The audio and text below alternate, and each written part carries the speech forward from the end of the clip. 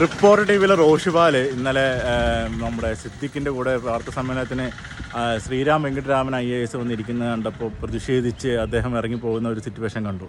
അപ്പോൾ ഞാൻ പെട്ടെന്ന് വിചാരിച്ചത് ഈ ശ്രീരാം വെങ്കിട്ടരാമൻ ഇപ്പോൾ UDF ഗവൺമെൻറ് വന്ന് ഇപ്പോൾ എടുത്ത് കൃഷി വകുപ്പിൽ വലിയ പോസ്റ്റിൽ നിയോഗിച്ചതാണെന്നാണ് വിചാരിച്ചത്.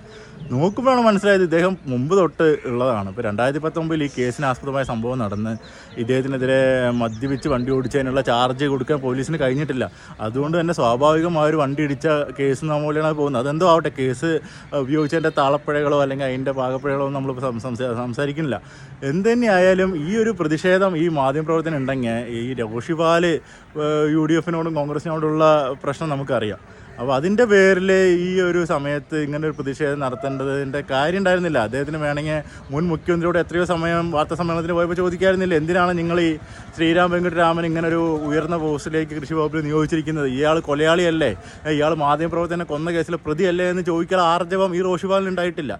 അതുപോലെ തന്നെ ഈ റോഷിപാൽ ഇത്ര നാൾ ഈ മുൻ കൃഷിമന്ത്രി പ്രസാദിൻ്റെ മുന്നിൽ റോഷിപാലോ അല്ലെങ്കിൽ അദ്ദേഹത്തിൻ്റെ കൂട്ടത്തിലുള്ള ഈ മാധ്യമപ്രവർത്തകർക്കോ അന്നൊന്നും ഇത് ചോദിക്കാൻ തോന്നിയിട്ടില്ല. ഇപ്പോൾ ഇന്നലെ സിദ്ദിഖിന് മുമ്പിൽ കൂടെ വന്നിരുന്നപ്പോഴാണ് അവർക്ക് പെട്ടെന്ന് ഓർമ്മ വന്നത്, വെങ്കിട്ടരാമൻ പണ്ട് മാധ്യമപ്രവർത്തകരെ കൊന്ന കേസിലെ പ്രതിയല്ലേ, എന്നാൽ ഒന്ന് പ്രതിഷേധിക്കാമെന്ന്.